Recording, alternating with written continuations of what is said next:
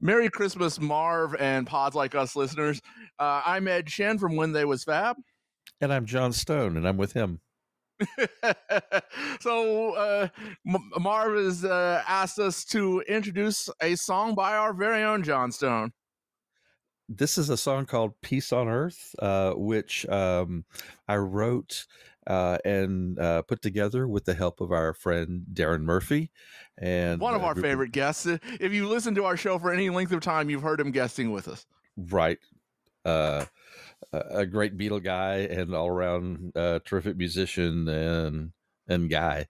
And we put it together, pretty fast within about a week with, as I said, with a group of friends. And we ended up with this, which I think everyone has enjoyed. It's a really great track. And Marv has said some great things about it too. Yeah. Thank you, Marv. That was that was very nice. It's always good. Right. Always good to have your ego stroked. Well, that's what Mary McCartney says. She says that Paul's never going to quit because, well, he needs the adulation every once in a while. I have that disease, so I understand, and I hope everybody enjoys it. It's a nice Christmas song. All right, great. If you want to find us, you can find When They Was Fab on Facebook. You can find us on Twitter. You can email us at whentheywasfab@gmail.com. And our show is found on Podbean. You can hear both of us in the last season of Pods Like Us. Separately, we weren't together. Right. We're not quite joined at the hip. We're not quite a limited company right now. Not yet. So yeah, we're easy to find. So look for us. So happy Christmas. Hopefully war is over. We certainly want it. Yes. And good luck in 2022. Peace be with you.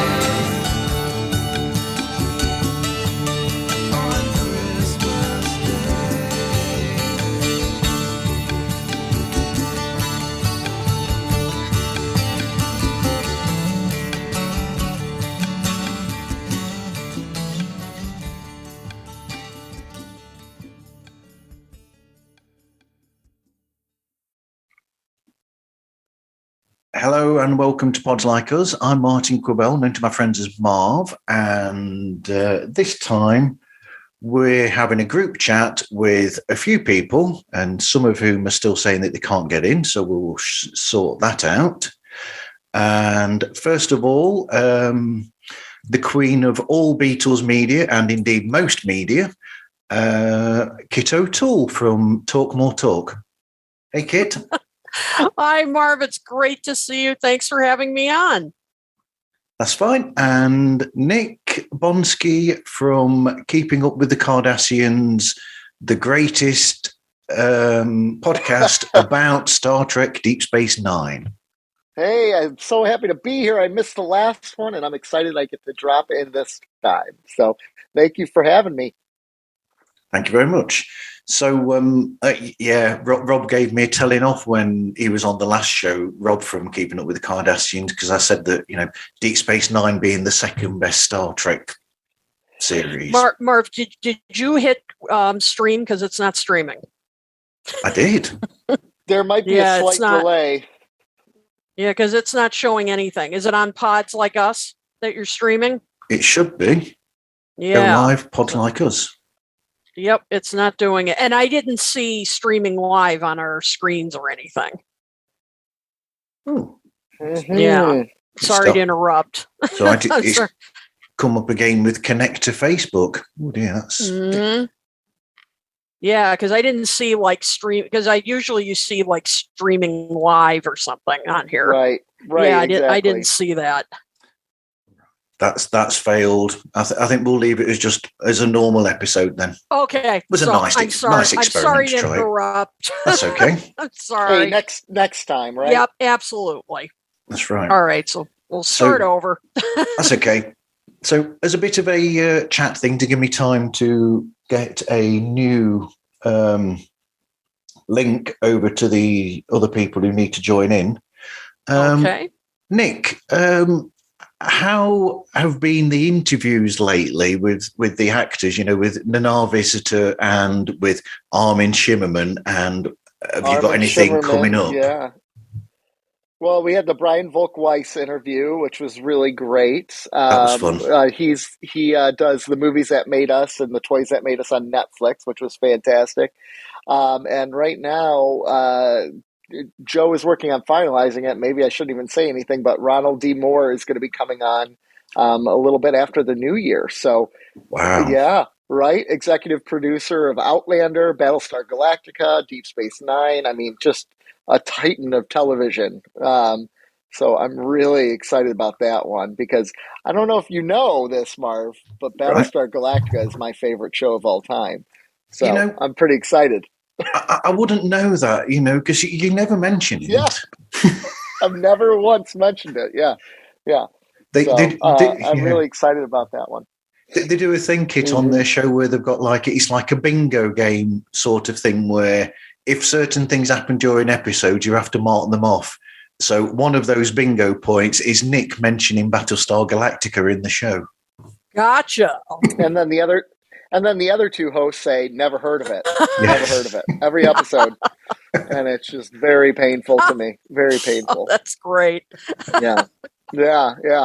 Exactly. Oh, yeah. It's been a while since you've done one of them, Nick, which is to sing along to the opening theme tune.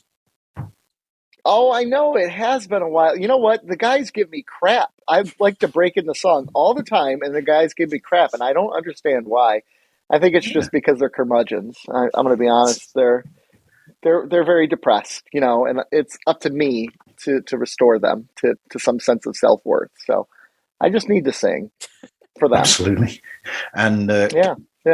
Kit, I think Talk More Talk deserves a Peter Jackson interview for the eventual Blu-ray of Get Back, since those other two Beatles related podcasts have had Peter Jackson on as a guest. Absolutely, from your lips to God's ears, Marv. I'd love to have a Peter Jackson interview. Absolutely. Yeah, it's been quite a month or so for us. We when Get Back came out, we did a couple of shows the same weekend as it came out, so we could, give our first impressions as soon as we saw the episodes, and have people weigh in live, because we broadcast live, and we do it with all our shows, but we wanted to do special shows that same weekend so everybody could weigh in and give us their thoughts on the documentary, and what a documentary it is. Oh my goodness, it's incredible. Isn't it? I mean, it's just a fascinating look. I mean, it's beyond just, people are saying, it retells the story of, that these were such terrible sessions and all. And yes, I mean, it definitely does, but it's also really a fascinating look into their creative process and what it took to create the album, to create the songs. I mean, seeing Paul McCartney sit down one day and just start, fiddling around on his bass and all, and just come up with Get Back right there. Yeah, and just muffling through the lyrics, that was Exactly. And just the do, until he finds the words for it, which I would feel like you'd almost find the words first and then find the melody to it. But it was fascinating. It is just fascinating. I really, it is. And I love that. I love that we're doing this, Kit. I'm loving that I'm getting to meet you because a true story. This just happened yesterday. My son, he's 11, and he's been a huge Beatles fan for years. Like, it's constantly playing in his room, but just the Beatles songs, not their solo careers, right?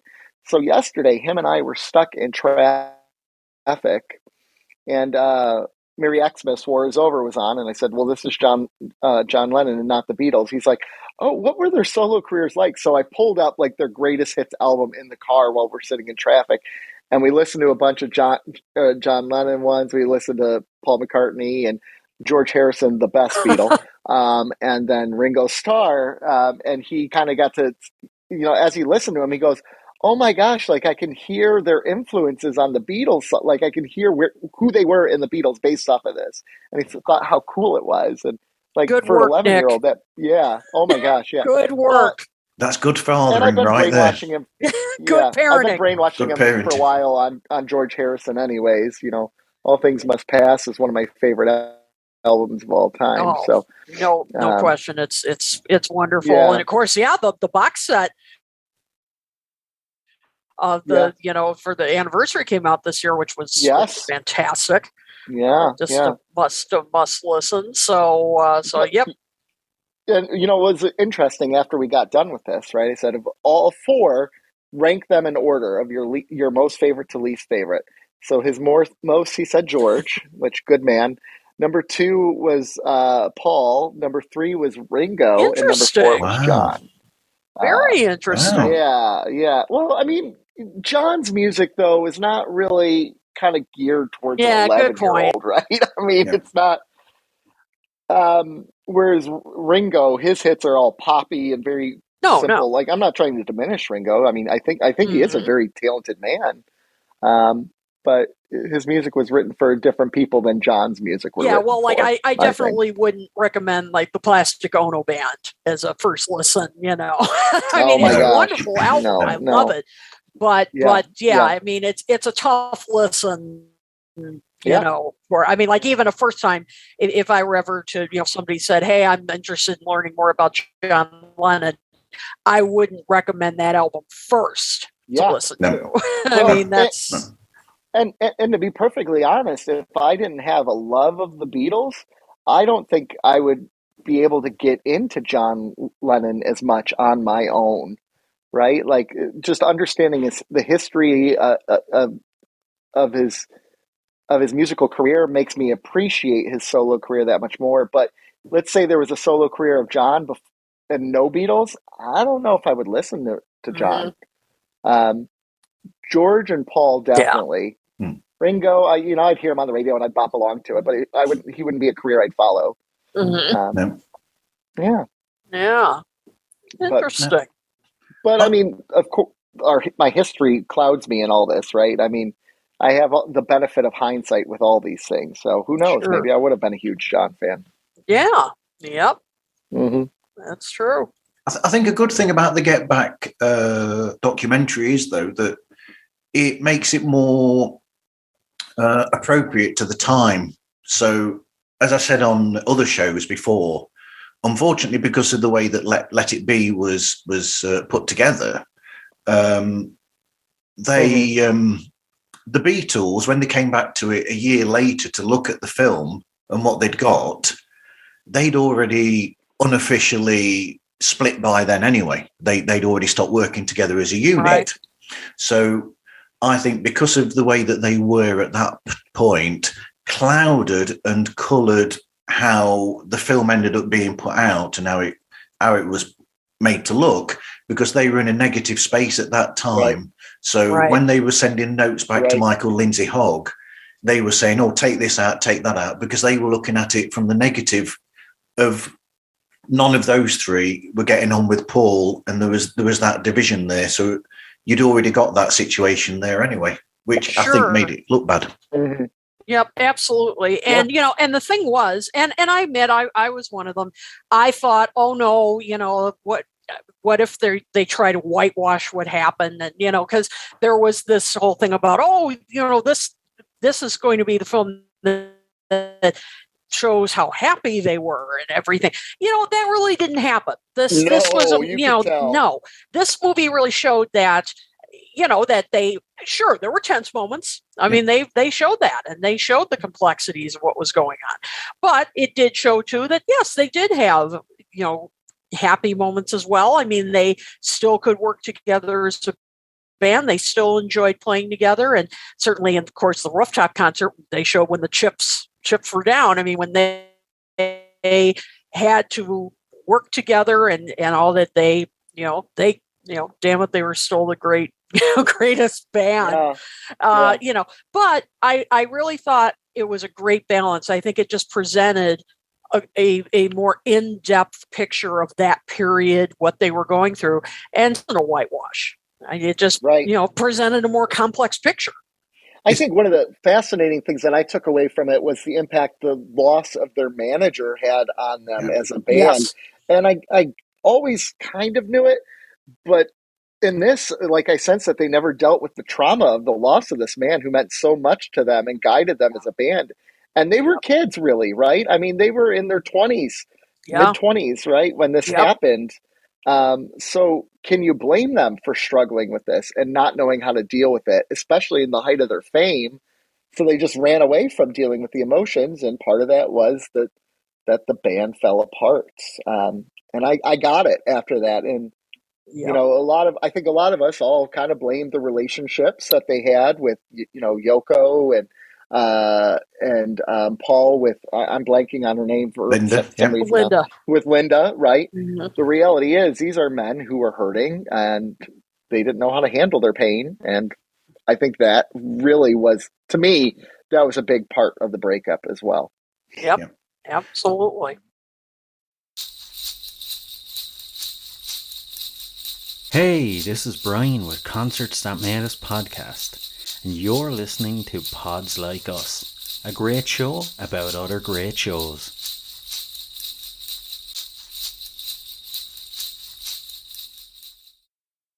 Actually, Kate, here's an interesting one from tonight. A friend of mine who used to be in the band Haircut 100, I don't know if you remember them from the 80s. Sure, I remember them. So the bass player, Les, he's actually watched it today. He's finished watching all three parts.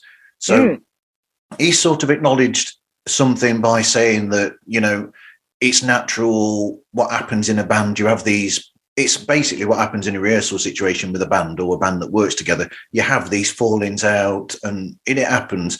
But he said, interestingly, if the management had still been around at the time, he said all that they really needed were breaks from each other. Essentially, yes. he said if they'd have had a 6-month break, like most bands do now, if they'd have had just 6 months away, that would have changed things completely and left them to do their own thing for 6 months, and then they would have come back, which is the way that it would be done nowadays with bands. But the 60s was a different beast altogether, where bands and artists had to have that steady stream of every month you'd have a hit single, and every 6 months you'd have a new album. Right. So there was more of a there was more of a like a machine working there, like a conveyor belt. Have you got to have this at this point and that? Whereas now it's more relaxed in the music industry, and they know that you can still have a long-lasting career nowadays without having that conveyor belt. That's a valid point, because I mean, Beatles were putting out like 2 albums a year. I mean, that's unheard of now. I mean, two albums every 5 years, right? Yeah, I mean, exactly. I mean, look at Adele with a huge hit, and this is her first album in 6 years. Boston, 11 years. Yeah, right. I mean, that's the thing. I mean, that's I mean, today, as I said, 2 albums a year is unheard of. But yeah, I mean, with the Beatles, I mean, yeah, they were coming off the White Album.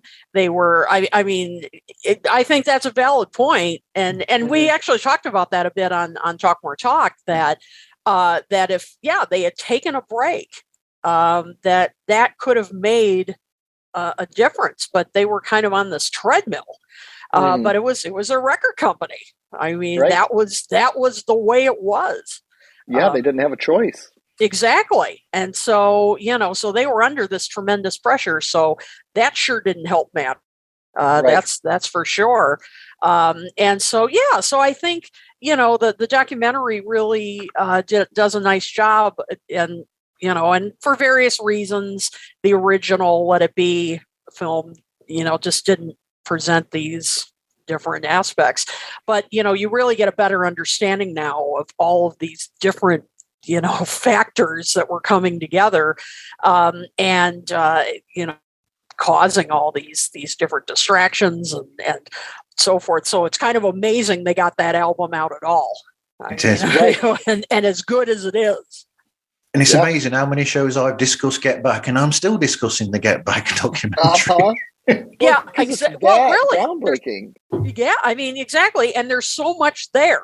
I mean, like there's still moments of it that still like blow me away, or somebody will mention something about it. I'm like, oh yeah, there's that part. My gosh, I forgot about that part. I mean, I have to go back and watch it again. It's just there's so much there. Well, I think, too, one of the biggest things I took away is I understand their relationships became contentious, and we all know that. We know the history of that. But you could tell these were men who did love each other deeply and knew each other very well. And you can never take that away from them. I mean, this isn't like a case of, Motley Crue where they're fighting each other backstage throwing punches. This is different. This is just family that fell apart. Yeah, they basically grew up together. Yeah, they did, right? Yeah. They were teenagers when they met. Yep, exactly. I mean, they were family. Yeah. I mean, even to the extreme of, I was listening to Natalia's show, She Loves You, which is about the wives and the partners of the Beatles. Yeah. And she was saying in one of those episodes that even though they were not in relationships with any of the Beatles at the time, when the Let It Be film came out, Cynthia Lennon and Jane Asher both went to the premiere of Let It Be, apparently, together. Wow. That's incredible. Yeah. My gosh. Yeah. Which I didn't know that fact until I heard that on Natalia's show. I didn't know that either, actually. Boy, that's pretty amazing. It is. But then there's that nice bit about Jane Asher in the new Paul McCartney lyrics book, isn't there, where he mentions about meat, and they're still friendly with each other, him and Jane Asher, and that's amazing.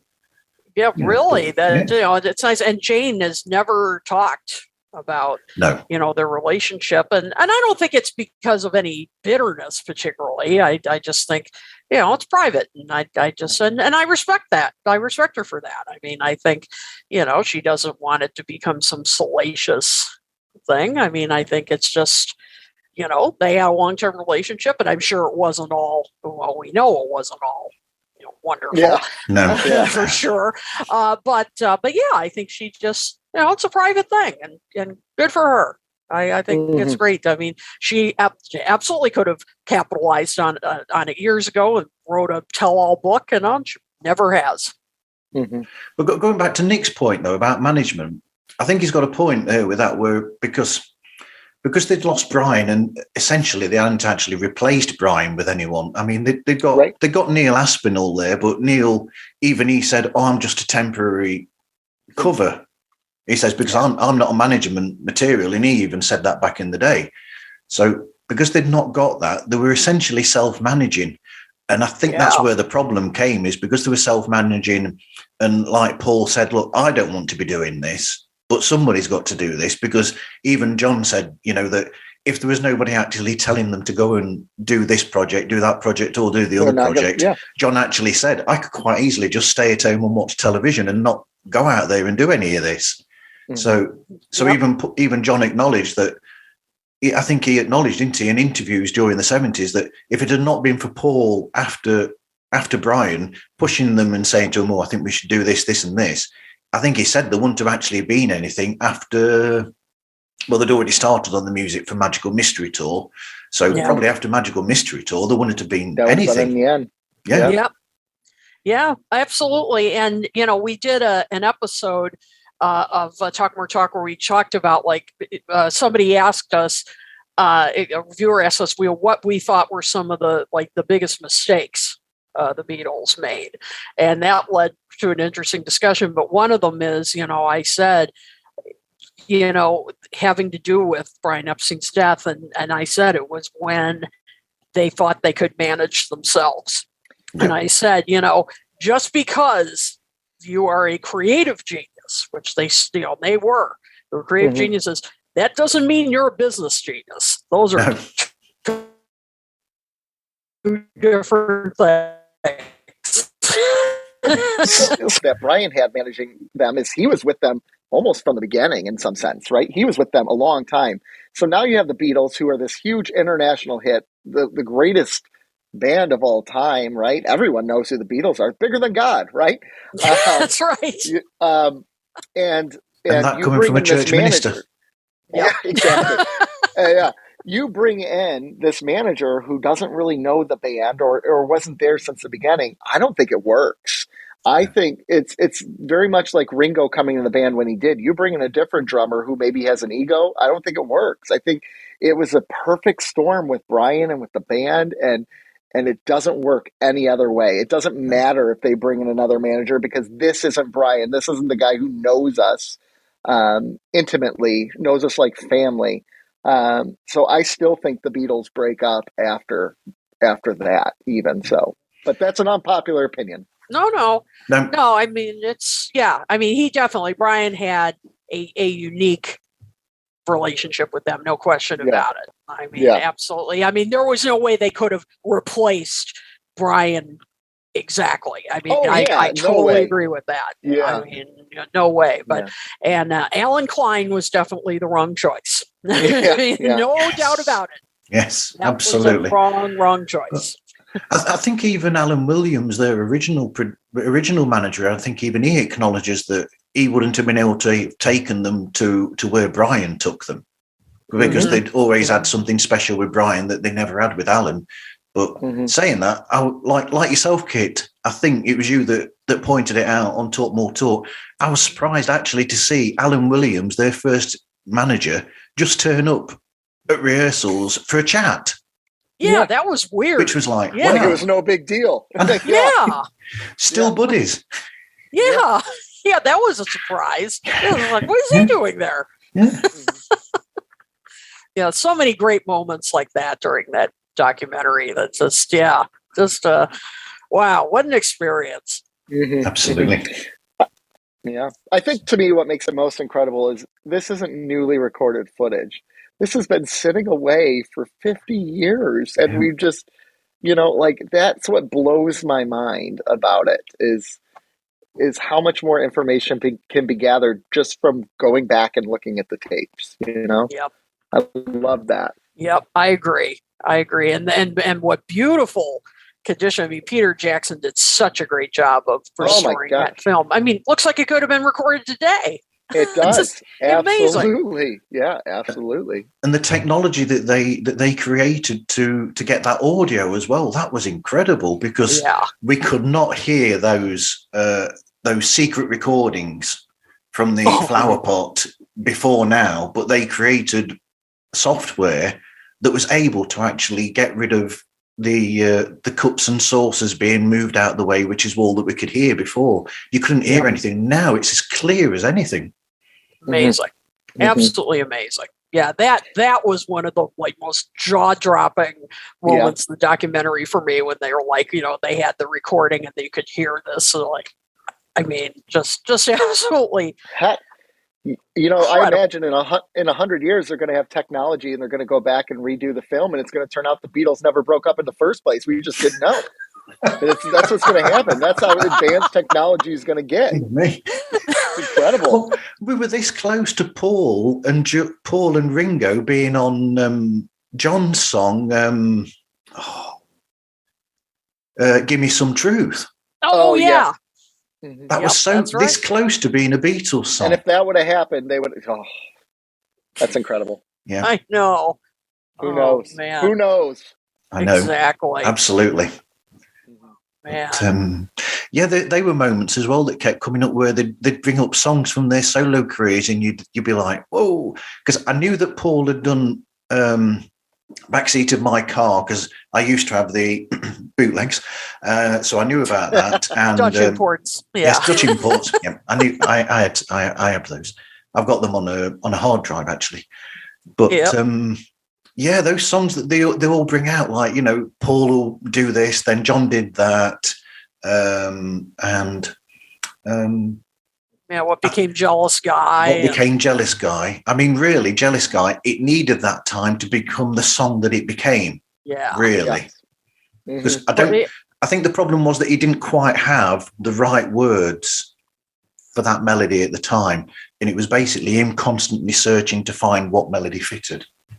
Well, boy, Paul was just creatively, he was just on fire during that time. But he come in I just wrote this song this morning, and then he starts Backseat of My Car, and I'm just like, are you serious?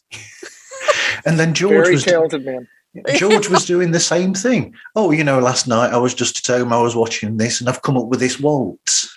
Yeah. And then he's got the whole of I Me Mine, and then Old and then Brown they're Shoe. making fun of him for it. I know. They're making fun of him. They're like, that's not all right. We're not going to sing that. It's terrible. Like, come on. No. It's musical genius. Exactly. Absolutely. Oh. And then of course he brings in All Things Must Pass. Oh my gosh. Yeah. I have a feeling he had pretty much that whole album written by then, right? Yeah. It was all in the back burner. They were rejected songs that he knew Paul would reject, or he was maybe too insecure to reveal to the band. I don't know.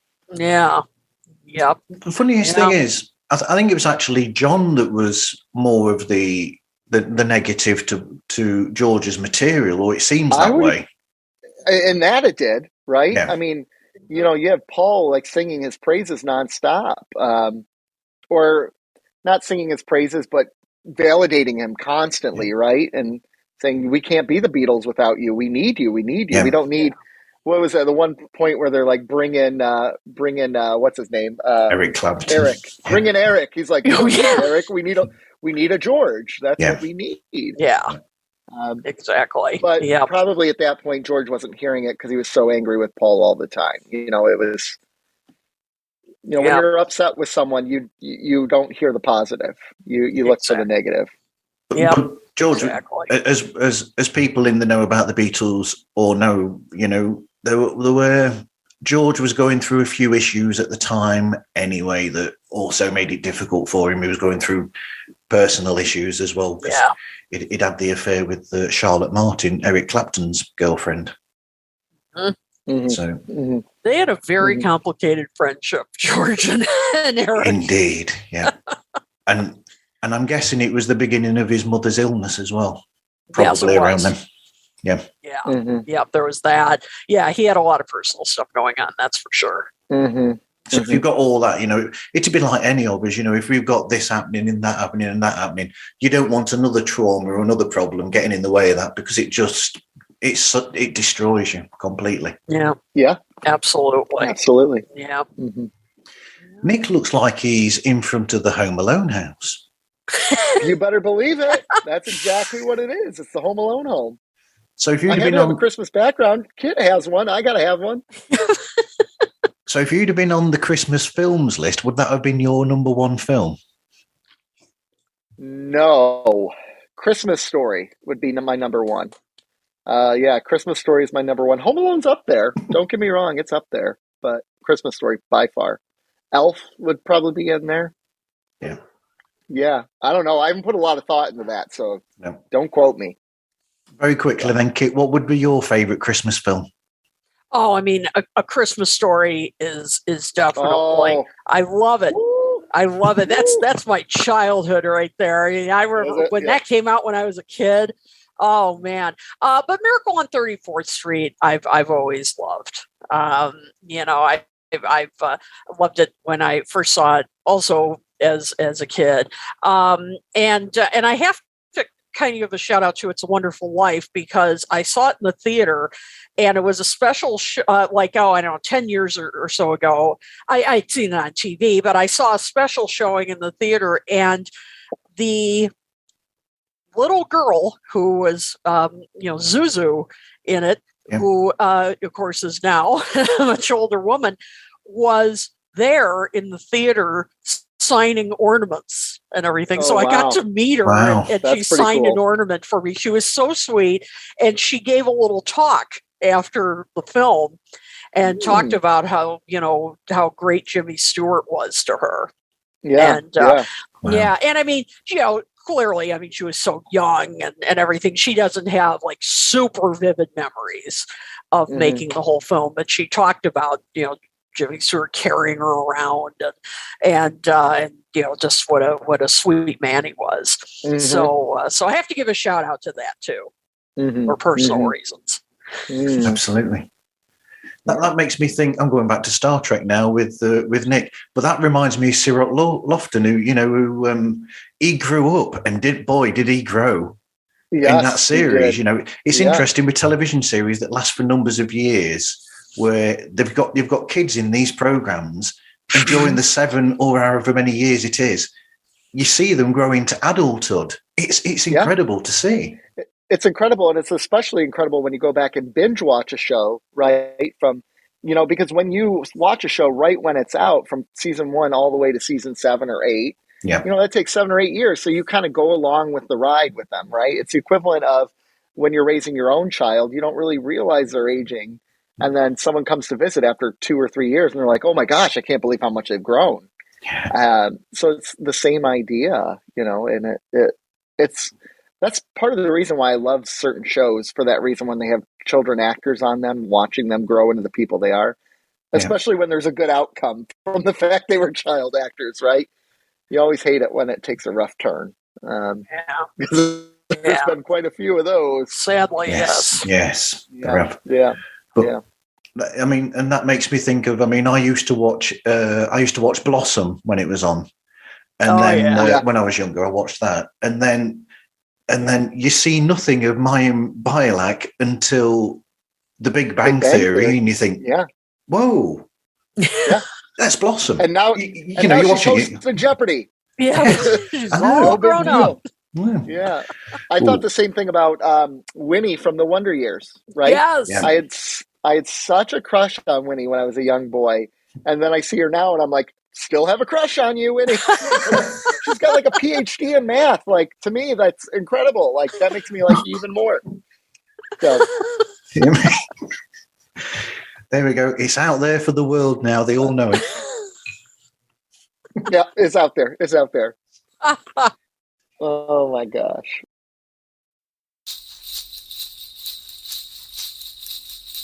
So, hey, this is Tim from Bad Counsel. You want some good counsel? Keep listening to the smooth, dulcet tones of Marv on Pods Like Us.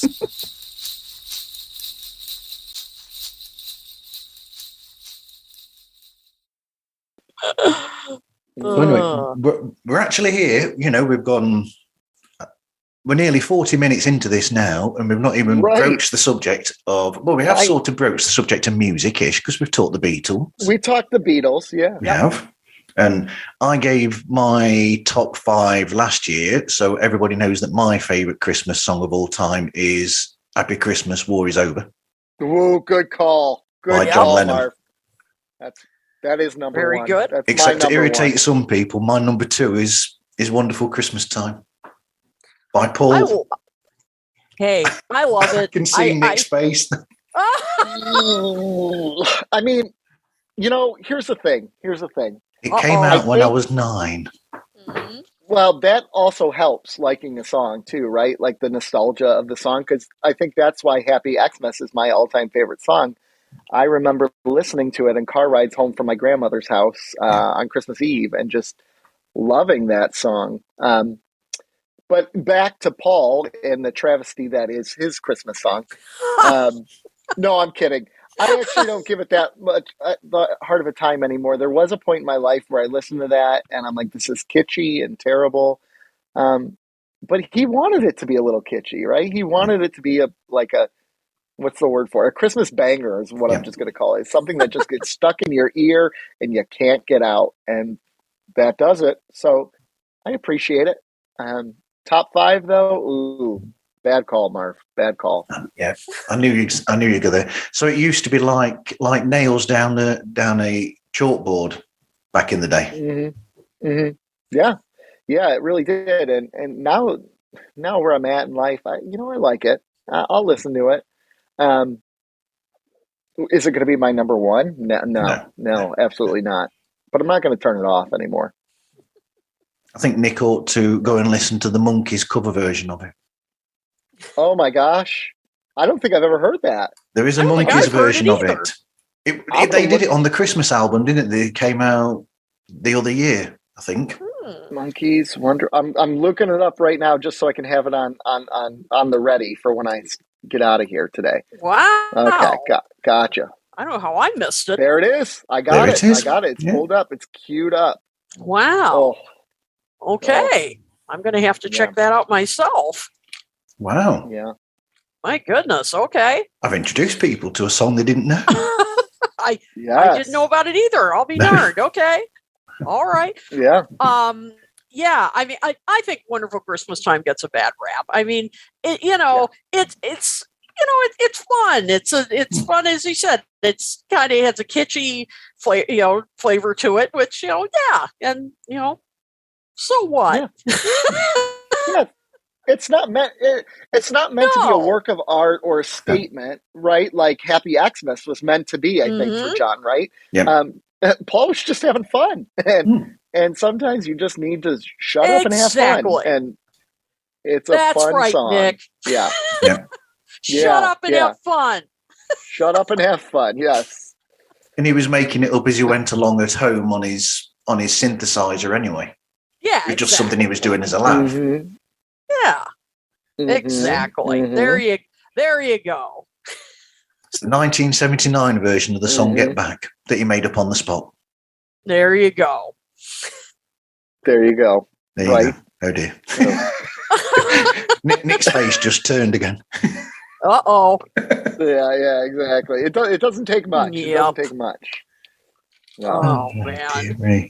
Yeah. So what would be? But No, go ahead. I was just going to say another Christmas song that I think gets a lot of crap that I think is fantastic. And there's issues. It's Do They Know It's Christmas? I love that Christmas song. Now, there's some issues of colonialism and all that good stuff in there. But there's something about that song that gets me every single time. And I'm singing along by the end of the song. I'm into it. Yep. So. The thing is, I don't think it's played as much over there as it is over here. That song. It's played here. It's played a lot. Yeah. Is it? Yeah, it's played a lot here. Yeah. It's played a heck of a lot over here. Yeah. Oh, no, it's still played here. Absolutely. Every year. Yeah. It's incredible that they got all those top acts to actually be a part of that all on the same day as well to do it. Well, that was part of Band-Aid, right? Like that was where that came out of. Okay. Yep, that was Band-Aid. And I mean, it was pretty big here, although, there were some people who took part that weren't as big here as in the UK for sure. I mean, that's there were plenty that we knew that there were big stars at the time. Oh yeah, all the members of Duran Duran on there. Oh yeah, I mean, and George Michael, and I mean, there were. Bono was on that one. Bono was there. Bono. Sorry, Bono. Yeah, Honey Bono. No, Not Sonny him. Bono. No, not Sonny Bono. Bono.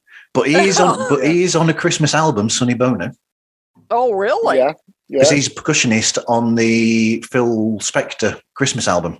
He's one of the percussion right. players. Oh, that's right. Yep, and one of the backing singers is Cher on there. Oh, my Okay. goodness. All right. Okay. All right. So Very much good. trivia I've got stuck up here. It's ridiculous. That's right. Yeah. Yep. Yeah. Of course. But, I think Sonny Bono was a studio worker at that point, so he would have been at the studio working there anyway. And Yeah, I that think makes sense. Yeah, and he Yeah. said, "Oh, my girlfriend is a good singer. If you need an extra backing singer." So Sure. that's how Mhm. Cher, yeah. So Yep. there you go.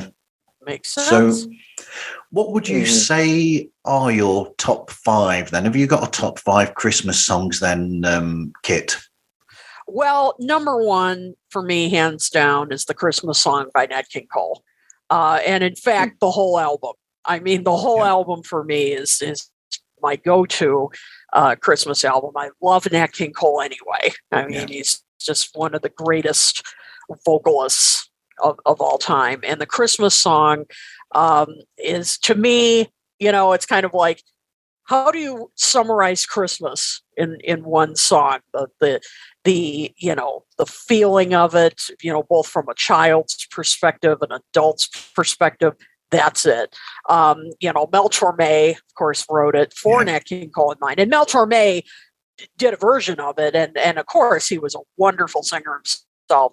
But Nat King Cole just nailed it. I mean, his voice is just so warm, and I love the piano and the instrumental section. His piano, it's just to me a flawless song. I just I mean, you can almost feel the fire, the warmth from the fireplace as you listen to that song. It just isn't Christmas to me without hearing that. It's my go-to. I also love the soundtrack from Charlie Brown Christmas Special, which of course, which of course I have to watch every year too. I mean, that's just hard to pick just one song from that. Vince Guaraldi, who died way too young, was just the perfect choice to play all the songs from that. Wrote some of them, but Christmas Time Is Here is just so beautiful. It really is. Linus and Lucy is very close. I love Linus and Lucy too, but the Christmas Time Is Here is just so beautiful. I mean, just stunning. And to hear, and there's something kind of melancholy about it, but that's part of Christmas too. I mean, there is some. Yeah. Kit, that's my number 2. That's Christmas Time Is Here by the Vince Guaraldi Trio. And here's the thing. This is another unpopular opinion. I hate the sound of children singing. I hate it. It's like nails on a chalkboard. But there's something about the way those kids sing that song. And because it's slightly out of tune, but it's like, it reminds me of like little children singing at a Christmas concert. And it just makes me feel warm and fuzzy. Exactly. So I agree. It's just it's very different. This isn't like a voice choir or something like that. I mean, this sounds more natural. As you said, slightly out of tune. Not and you got perfect. the piano in the background, a little bluesy sounding back there. I love that one. Yeah, Vince Guaraldi, as I said, what a talent. As I said, gone way too soon, and just whoever got the idea to have the Vince Guaraldi Trio do the soundtrack to that was genius. I mean, he just nailed that, as I said, that kind of melancholy tone of Peanuts. I mean, it was just fantastic. It's as perfect as having Queen doing the music to Flash Gordon. That's right. Actually, that is pretty perfect. They fit really well for that. That's right. Probably my next one would be It's Most Wonderful Time of the Year by Andy Williams. Yeah. I wasn't like a huge fan of Andy Williams otherwise, but boy, he could do Christmas. He was just a perfect singer for Christmas songs. And this has always been just a sentimental favorite of mine. I always think of, shopping with my mom and everything, and always hearing this song. The shopping malls and everything as we would do our Christmas shopping or shopping in downtown Chicago. The song was just always playing, and it's just again, it just captures the spirit of the holiday, and many of his Christmas songs were great, and you still hear them. You still hear them on the radio. All the time. Also, and I just heard this today as I was doing errands before we came on here, Merry Christmas, Darling by the Carpenters. Yes, we heard that this morning as well. Yep. Not a tremendous Carpenters fan, but Karen Carpenter's voice, what can you say? I mean, she's just what a singer she was. She had such depth to her voice. And, her voice to me was like the oral equivalent of like wrapping yourself in a warm sweater. You know what I mean? Yeah. Another one gone too soon. Another one gone too soon. Exactly. Yeah. And just her voice on this is just perfect. I play it on Christmas Eve every year because it is set on Christmas Eve, and it's just, again, you just feel you can almost feel the fire, you feel the warmth coming from the fireplace as you hear it. And I just think it's a beautiful, beautiful song, and her voice on it just perfect. Just perfect. Yes. And finally, I'm sorry, Nick. Wonderful Christmas Time. No, I'm sorry. No. I'm sorry. The mood is not right. No. I have to. It's just fun. No, you don't. You don't have to do this. First of all, I got to give a nod to the Beatles. I mean, come on. But also, it's fun. It's just a fun. I always put it on, if I'm at a party or something. I mean, it's a fun song. I mean, it's. But over Happy Xmas. Well, I kind of have to be in the mood for Happy Xmas, but I do love it. Don't get me wrong. Don't get me wrong. Top 10. I can understand that because there's a melancholiness to Happy Xmas as well. It's top 10. Yeah. No question about it. Okay. No question about it. Top 10. But you're putting Paul over John. But I have to, as I said, I have to be in the mood for Happy Xmas. It's a little, but top 10, no question about it. I was surprised that you didn't put any Motown in the top 5. I do like Stevie Wonder's stuff like Someday at Christmas is beautiful. It's, again, though, have to be kind of in the mood to hear that because it's another kind of melancholy song. Yeah. What Christmas means to me as well. That one. That one's more cheerful. And Jackson 5, the Jackson 5 Christmas album is very good. That's brilliant. That whole album is good. It is. Yeah. Yep. That's a good group with kids that sing. Exactly. Another one with kids that sing. Well, one of them was really good. The rest were pretty. Well, you had Michael and Jermaine in there, didn't you? I saw Mommy Kissing Santa Claus. Yeah, that's true. Yeah, but when you listen to I Saw Mommy Kissing Santa Claus, you have Michael and he's killing it, right? And then you have the guys in the background kissing Santa Claus. It's just, they sound so bad. Just go back and listen to it. They're terrible. Okay, and they do that song. I mean, Michael in particular does that song really well, but I couldn't put that song on the list. That song creeps me out. I cannot deal with that song. She's kissing her husband. I know. It's her husband. You know this, right? I know, but I think it's her husband. I get it. I know that. But it's just when you hear kids, I've just never liked that song. I get it. Any children listening, that's just the dad pretending to be Santa because he's too busy getting ready for Christmas. Okay? Yes.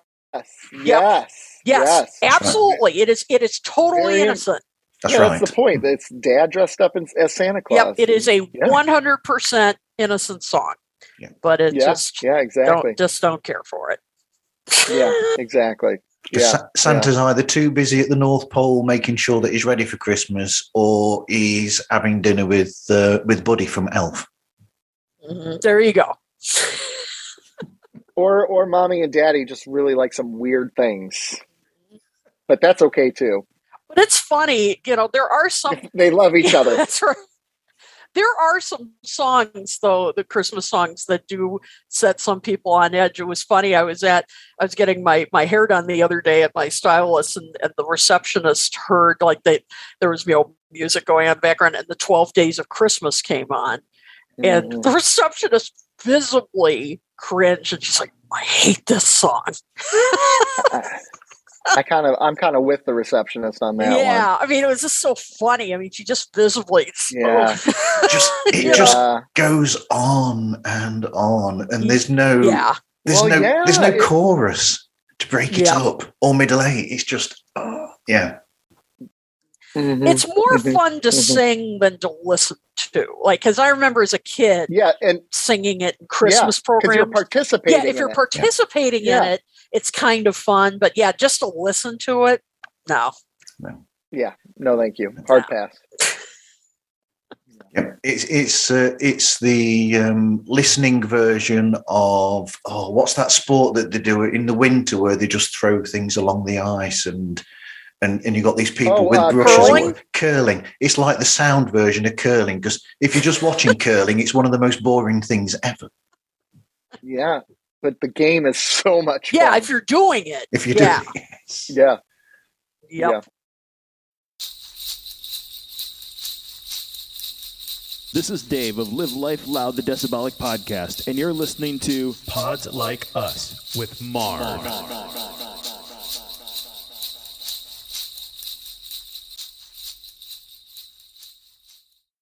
So I think we're lined up now for Nick's top 5. Yes. I mean, we already know my top 2, right? Happy Xmas, War is Over, because that's just a classic and you can't argue with it. And here's the thing, I'm a religious guy, but I agree with John in this song. If there was no religion, imagine how much better this world would be. And really it's the division that religion causes. Right. So I love that song. And again, you have children singing, and it doesn't make me want to jump off a cliff. Right. So automatically that gets you points. So I love that one. I actually like that section with the children singing, which I believe love it. That's Yoko's. Yoko wrote that bit, and I think that's I think it's fabulous. Breaks that my bit. heart a little bit. Yeah, I think that's what does it for me in that song, because when I hear covers of it and they're not using children, it's just it loses something. Like I think Sheryl Crow has a cover of it, and it's just not the same because there's not the kids in the background. Right. But just even like the innocence of this song, talking about how the world is kind of a fractured place and how much better it could be. And then you bring the kids in to sing War is Over that represent the hope. Oh, sign me up. I'm all about that one. Vince Guaraldi Trio is number 2. We already talked about that one. My number 3 has to be Winter Wonderland, but the Eurythmics cover of Winter Wonderland. Okay. Because that is a good one. Annie Lennox, oh my gosh, her voice is just incredible.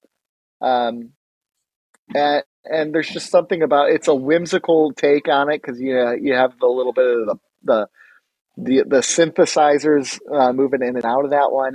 I love it. Oh, she is a Christmas baby, actually.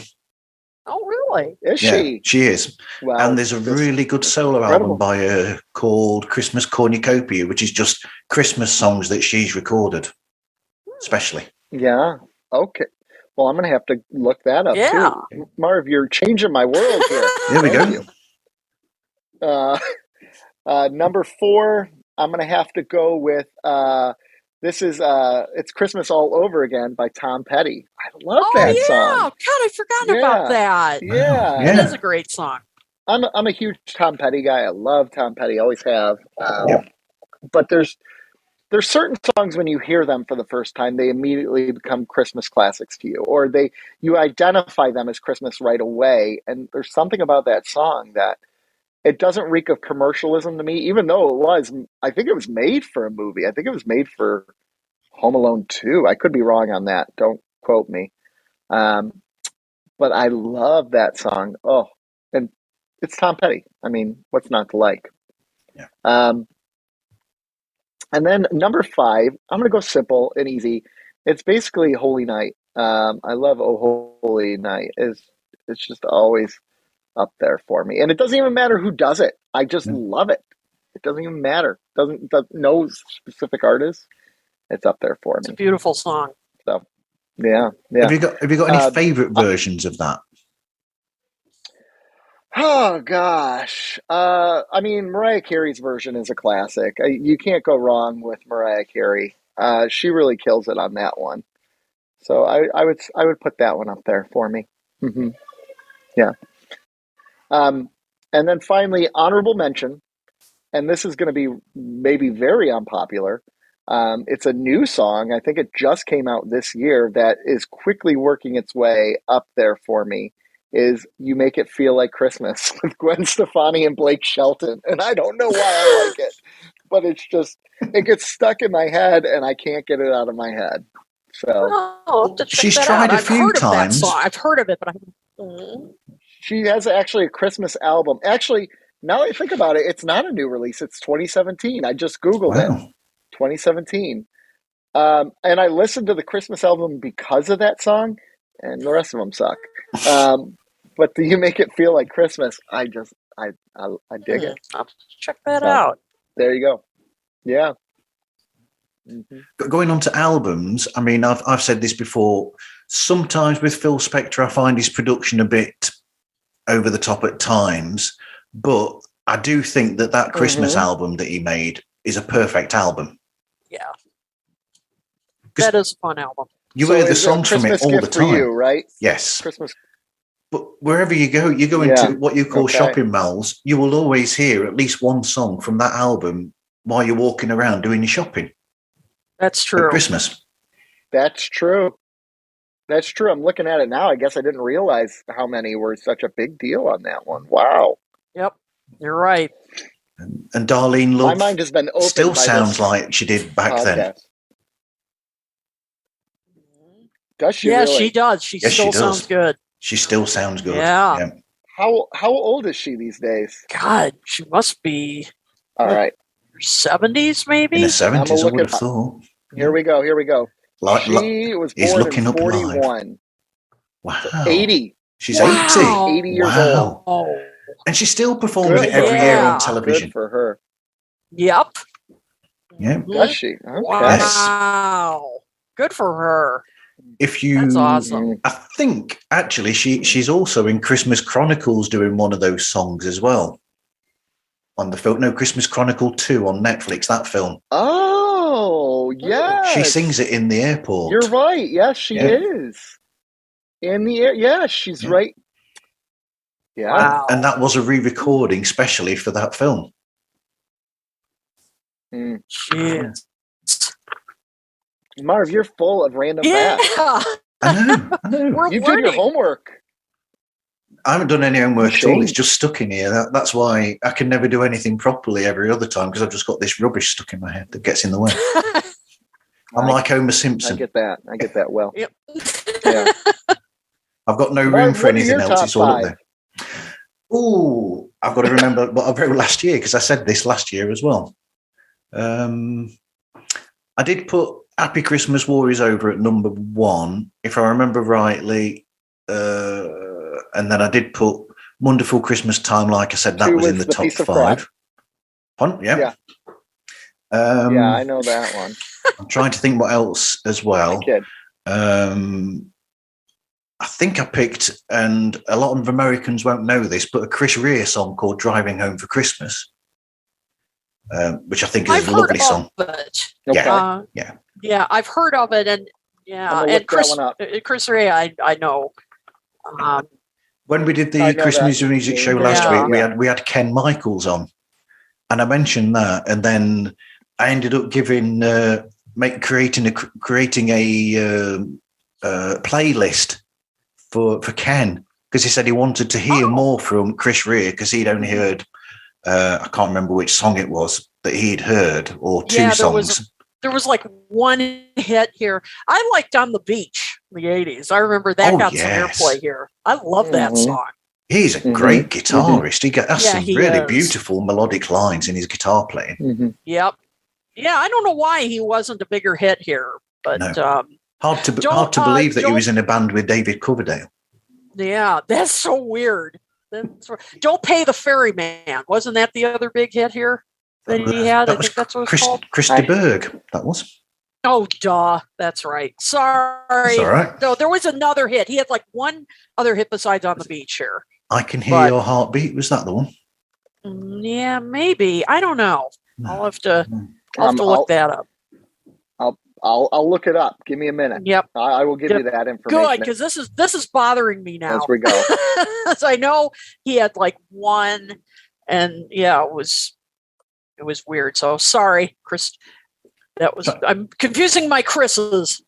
Basically, Nick's doing the same thing that he does in Keeping Up with the Cardassians, where Joe and Rob talk It's while true. Nick looks at stuff.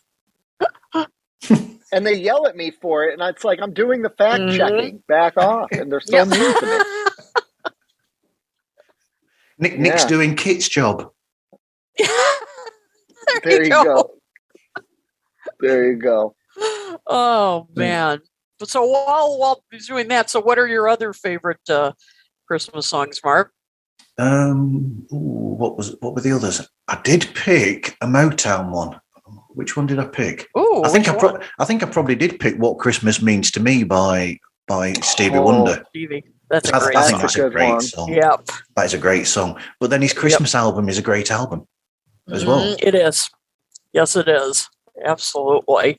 But like you said, for albums, I mean, you can't go wrong with the Jacksons album. But like Nick said, it's Michael and the other ones doing backing vocals. Yeah, pretty much. But it is. It's a great album. I mean, Up on the Rooftop, and there's just some great songs on there. I mean, just only as the Jackson 5 could make the Christmas songs funky. I love it.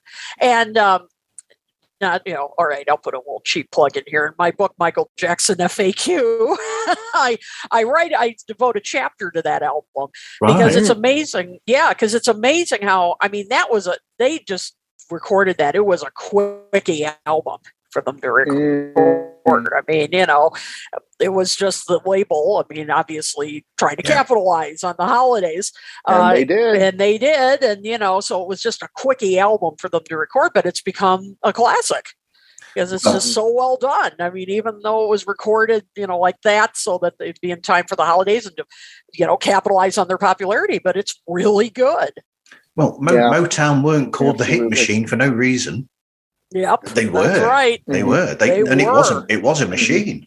It was a wow. Absolutely. Yeah, Barry Gordy at one point worked at the Ford plant in Detroit, and he actually did take notes on the assembly line, kind of production, and he thought, hey, why can't we do this for records? And I mean, that sounds really cold, but I mean, he really did, and for a while, that kind of worked. Yep. Because they'd actually write the material, then they'd record the backing music to it, and then they'd bring in the singers and work out which singer was best for that song, and then that would go out as that singer. I mean, occasionally you'd actually have the same backing track for two singers because there'd be two versions go out, and the only difference was the actual people that have sung. Yeah. Wow. And everybody had their role. I mean, it was like, there was the songwriters, producers, singers, musicians. Like, it was fairly rare that, I mean, that the artists wrote their own stuff. Yeah. I mean, that came later. Wow. So, yeah, it was kind of a factory for some time. I mean, really, initially. Sorry, back to Christmas. That's all right. I was going to carry on with that tangent, and I was going to say that really around that sort of period, the only people that you would find actually writing the majority of the material would be people like Smokey Robinson and Stevie Wonder. Whereas later on you'd have Marvin Gaye writing more songs for himself.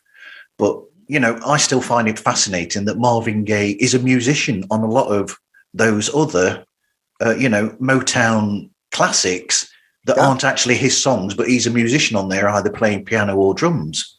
Mhm. Yep. Exactly. Yeah. Mhm. Yep. It's really interesting. Mhm. It is. It really is. You know what's also very interesting is Chris Ray had 2 hits in the United States. Number 9 in peak position chart was On the Beach. Yep. And he hit number 1 for 3 weeks with Fool If You Think It's Over. Yes, That's it. that's the one. That's it. Mhm. Fool if you think it's over. Thank Yeah. you. Great song. Thank you. Fantastic Yes. song. That's a I great song. served my purpose. Thank you, Nick. Now I can You're sleep welcome. tonight. Nick's You're a welcome. professional. Yeah, I try. That's dabble. it. Oh man, that was going to bother me, as I knew there was one hit he had, like, besides On the Beach. Okay. Yep. Thank you. Yep. Fool if you think Yep. it's over.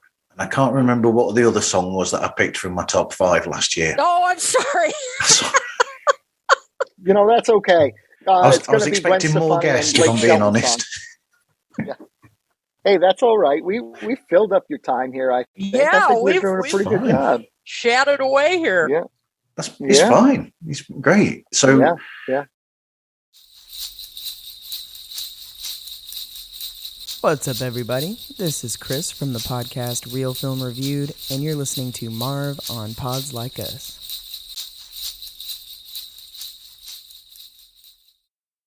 Are there any other Christmas albums that you would say are staples then that you would have to listen to at Christmas?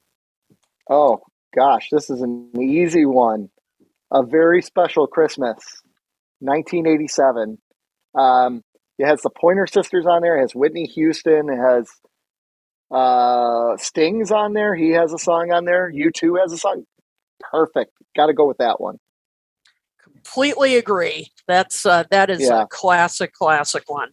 In addition to the ones I've already mentioned, the Jackson 5, Nat King Cole. This is a favorite from my childhood. I love the Muppets. I grew up with the Muppets. The John Denver and the Muppets Christmas Together. Yeah. Classic. I've got that. I love that album. I wish they'd show the special again, because I haven't seen it in years and years. I'd love to see it again. But the album was really good. And yes, there is the 12 Days of Christmas on it, but this is the Muppets version. I mean, come on. You can't go wrong with the Muppets. And that's okay. That's okay, because it's fun and goofy. It's not meant to be taken seriously. Exactly. You can listen to this version, but the chemistry was just so great. And I was also, when I was in grade school, we were at a Christmas program and we sang a lot of those songs. So it's sentimental for me too. Right. But yes. I now want to hear the Count from Sesame Street doing the 12 Days of Christmas. One, two. Ho, ho, ho. 5 golden rings. Yeah, that'd be great. Now that would I'd be watch awesome. That would be awesome. I love it. And John Denver did another Christmas album on his own, by the way, that is fabulous. Oh, really? Oh, I haven't heard that one. I've got that as well. So I bet that's good. Yeah, I bet that's really good. You can't go wrong with John Denver. Absolutely. And the other one I love is Peggy Lee. She did a great Christmas album. And what I love about Peggy Lee is, because she just had such a kind of a sultry voice. Only Peggy Lee could make Christmas sound sexy. She really does. Like, she can sing the most innocent, Santa Claus is coming to town and everything. And just the way she sang, she had just a wonderful voice. But she just had this very kind of sultry voice anyway, that only she could make, some of the songs sound a little sultry. But it's really a fun album. And, just her with these wonderful jazz arrangements. And so that's another one that I really like and recommend. There you Absolutely. go. Yeah, that's good. So somebody else was just trying to join the meeting, then I pressed admit, and they've not turned up. I thought, wow, that's a bit late on. Might suddenly got fired. Yeah. And that was the guy who does the Rock Guys podcast. Oh. So that would have been all 5 heavy metal songs, I'm guessing. Oh, probably. I was going to say I have a lot more albums, but the problem is I'm out of time. Like I got to sneak out of here. I only allocated 45 minutes of this, and I had to be somewhere else. But like I got so into it that I'm like, I'm not going anywhere. I have to stay. I'm committed. Okay. So right. Okay, yeah. Nick. Since you've got to go, let people know how they can get hold of you and listen to Keeping Up with the Cardassians, and in fact, watch it as well.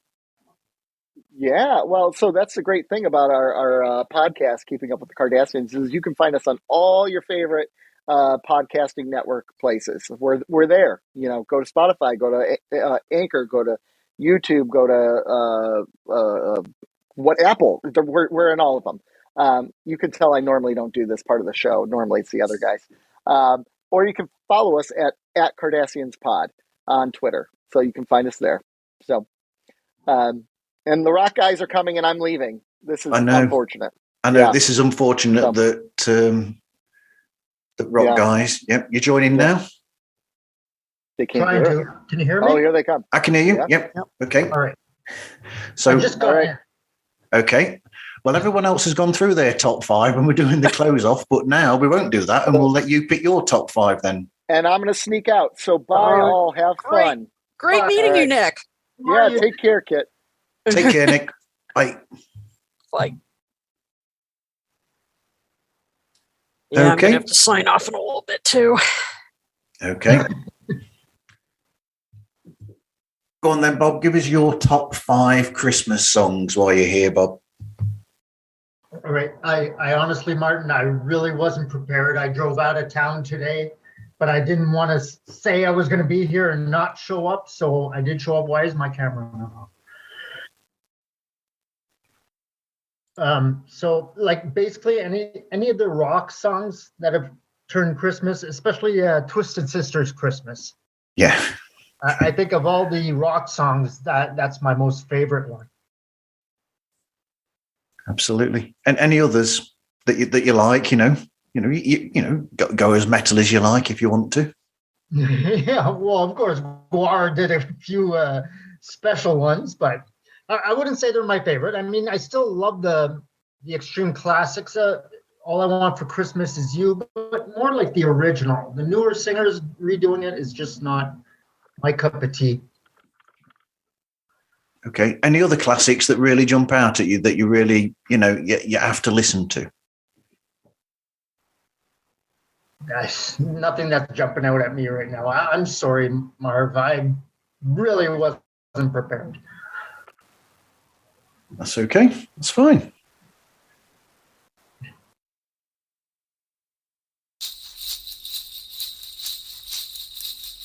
Hey, it's Gil from the Mind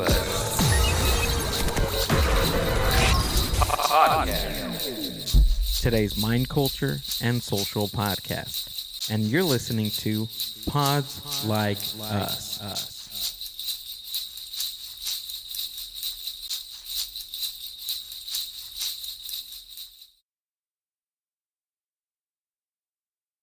So is everybody prepared for Christmas then?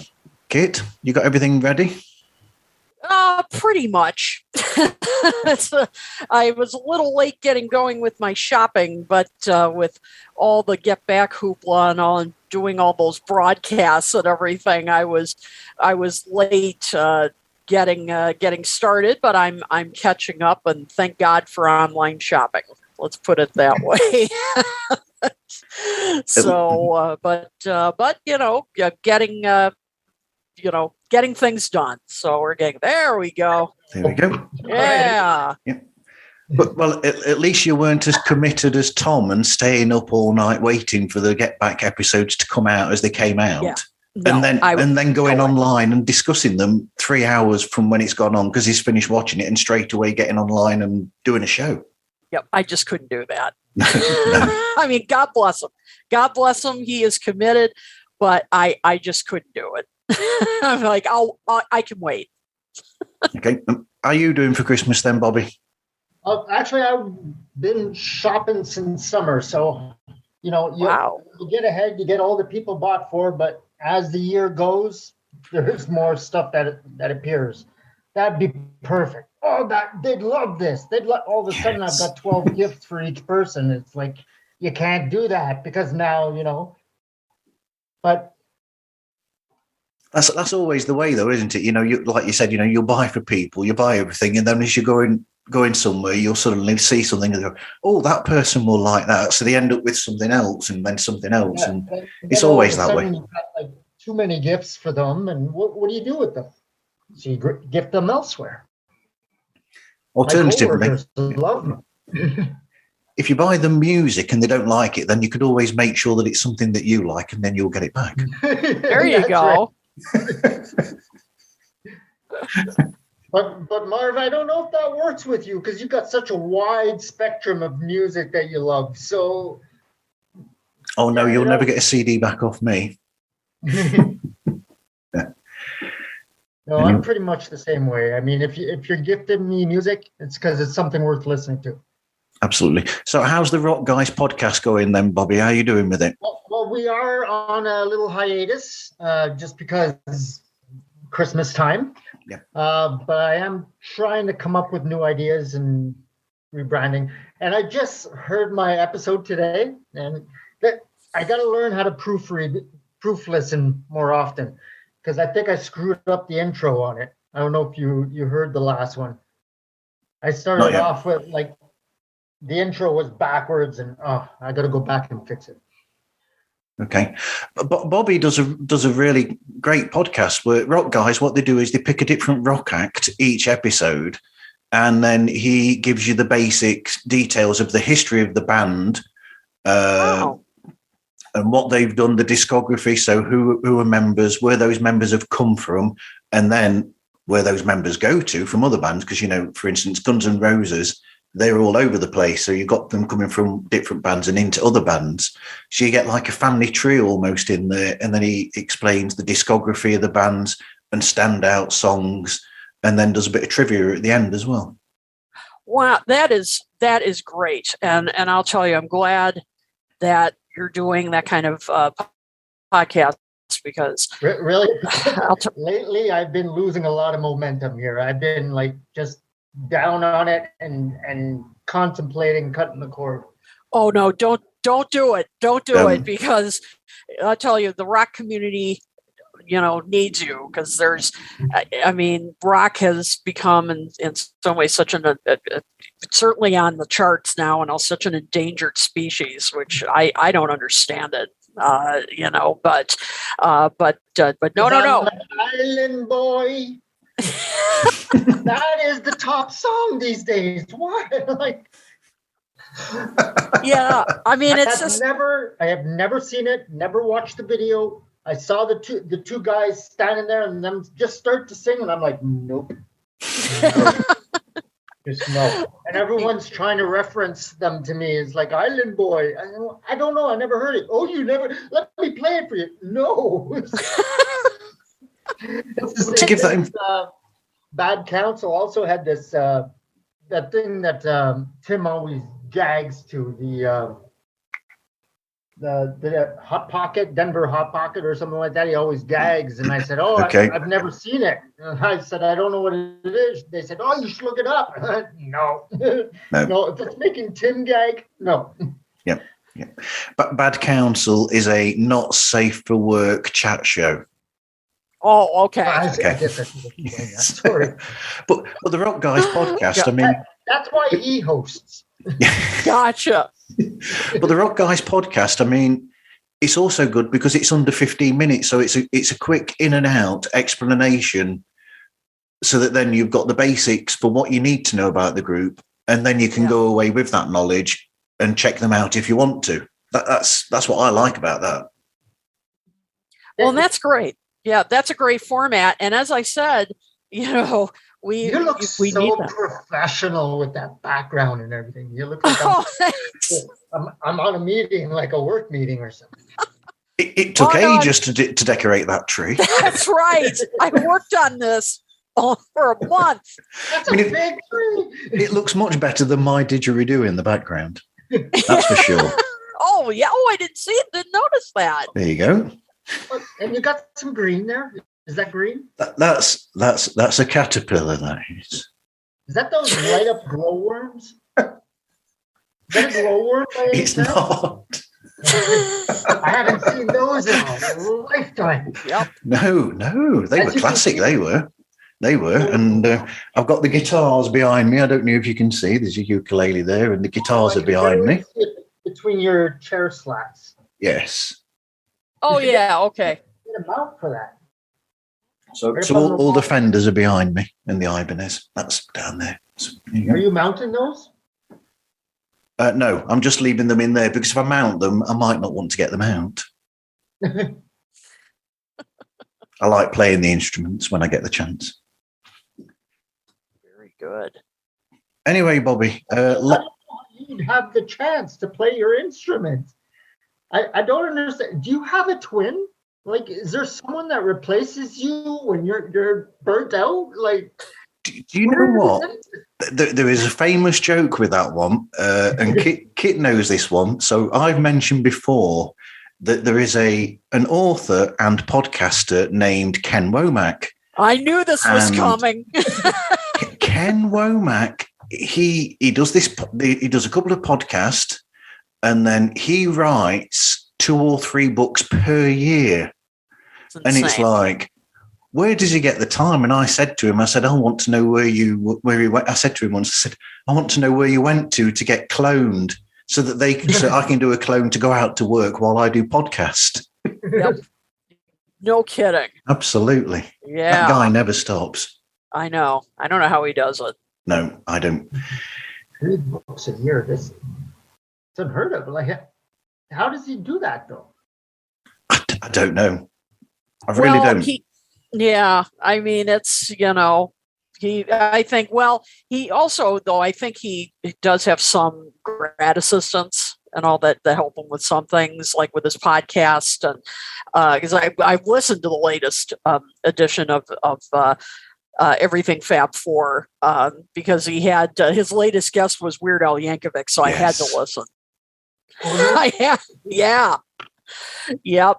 Talking to him about, among other things, I mean, he talks about, did the Beatles, the effect the Beatles had on your life, the impact, but also about his career and everything. And it also, he mentioned, Ken, in the credits that Monmouth University, where he teaches, that they help with the editing and that kind of stuff. So there are some things that he has a little help with, but still. Oh, yes, I forgot because he's a professor as well and he teaches. I forgot about that. He teaches too. Yep. Dear me. Oh, okay. I have trouble waking up in the morning. No kidding. Dear me. I make my bed. Yeah, that's enough for one day. Anyway, Kit, do you want to tell everybody how they can get hold of you and explain Talk More Talk and where they can find it? Sure. Well, I co-host a videocast and podcast called Talk More Talk, a Solo Beatles videocast, which is about the solo years of the Beatles. But of course, we do talk about the Beatles more than occasionally. And you can find us we broadcast every other Monday on YouTube. We broadcast live, 9 p.m. Eastern, and we do it so that everybody can join in on the conversation and ask questions and so forth. And it's a lot of fun.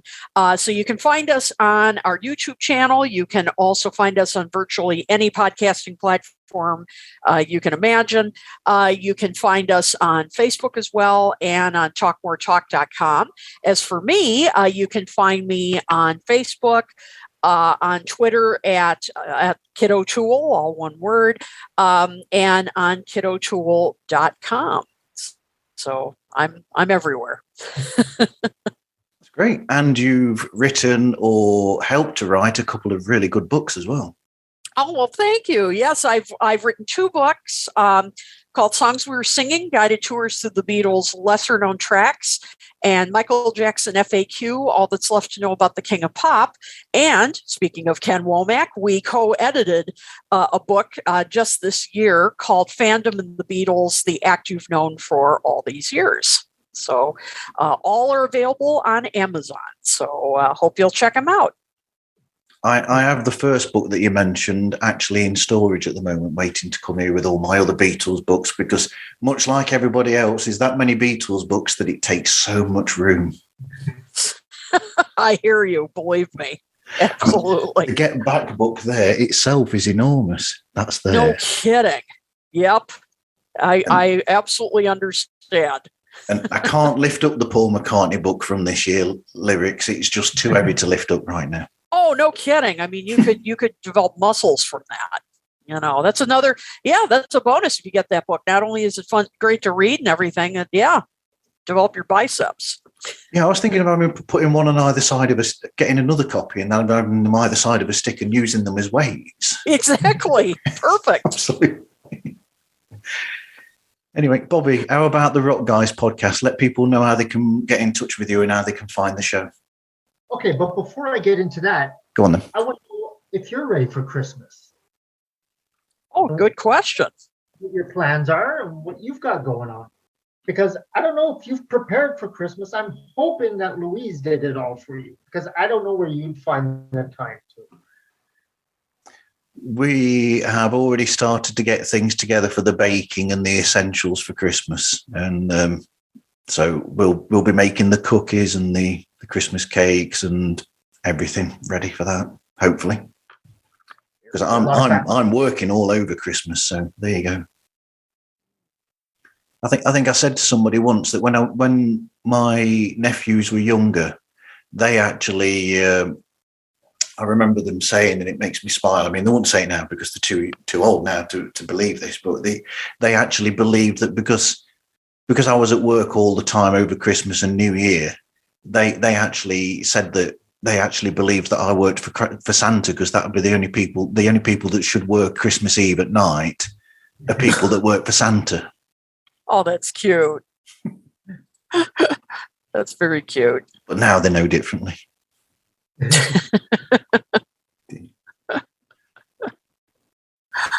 Have you asked them? Have I asked Santa if I can work for him? No, I haven't. No, actually, I could ask him. Yeah. No, I'm only 5'7", so I mean, I might be a little bit too tall to be an elf. I met your nephews, but no, they know now that that's not what I do. No, unfortunately, yeah. Oh, darn. Not now that they're in the mid-20s. They know differently.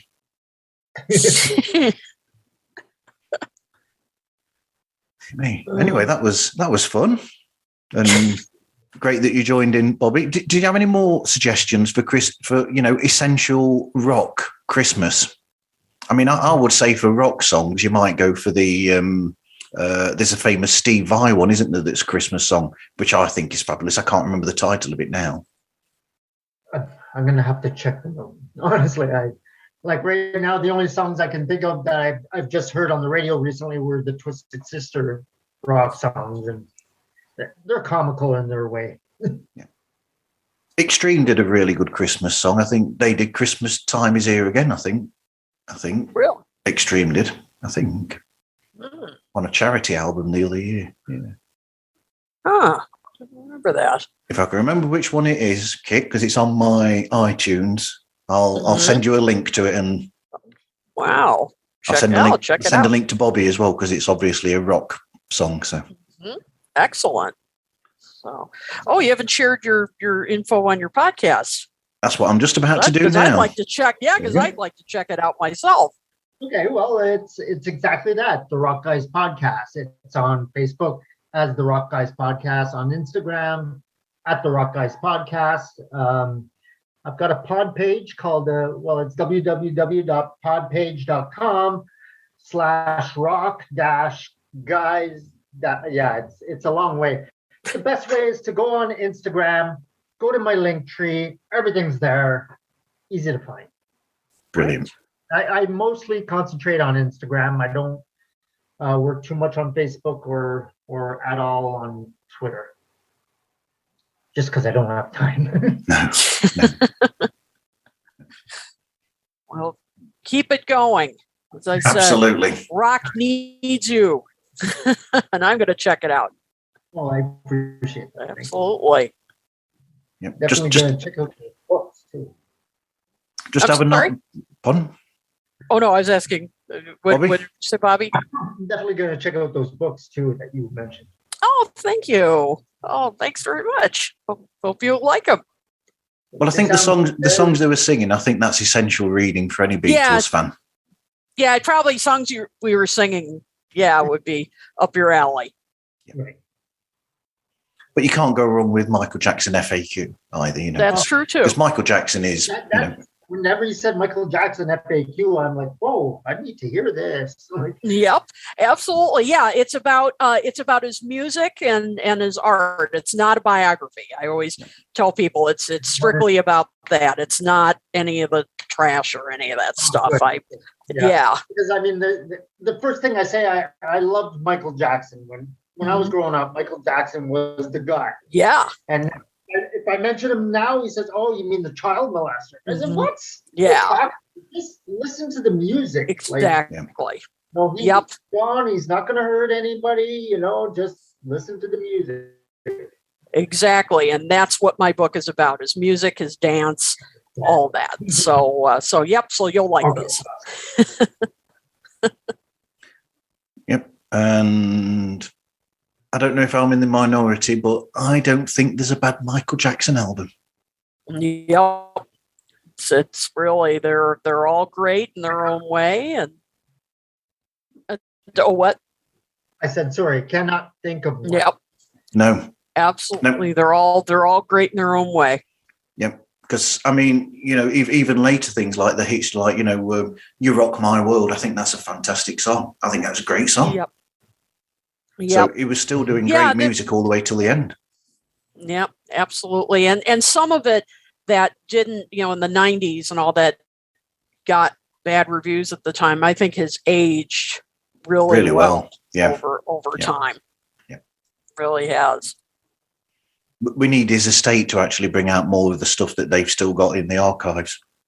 Yes, absolutely. Yep, I completely agree. Because a lot of the stuff that's come out by Michael since his death has been staggeringly good material. Really good. Yep. Yeah. Both albums. Just wonder what else is. Yeah, and you just wonder what else is in the vaults. So you do. We'll see. They need to take a leaf out of Prince's estate's book, I think, with that, because the Prince estate is doing fantastic work with his material. Agreed. Yeah. Yep. I agree. I'd love to see them. Yeah. Take a hint from them and release some of that. But we'll see. We'll see. Anyway, Pods Like Us, we're on all podcasting services, streaming services. You can get hold of us at Instagram, on Facebook and Twitter just by searching Pods Like Us. I think all of them are. Well, I know Twitter is Twitter-Pods Like Us, and the same for Instagram. I think Facebook, I think that might be /Pods Like Us as well. I'm not completely sure. And then I've got a website called themarvzone.org, which is about the podcast. There are show notes for a lot of the shows on there. And then there's some links to some of the music that I've recorded and put out as well. And then I do the occasional review when I've got the time to do reviews, but I don't get that much time to do them. And most of them are about progressive rock, if we're being honest with that stuff. But anyway, thank you for speaking with me today, guys. My pleasure. I'm sorry I came in so late, Marv. That's all right. You added extra texture into there to use a George Harrison album title. I saw what you did there. Anyway, thank you everyone for listening, and hope you listen again to another episode of Pods Like Us.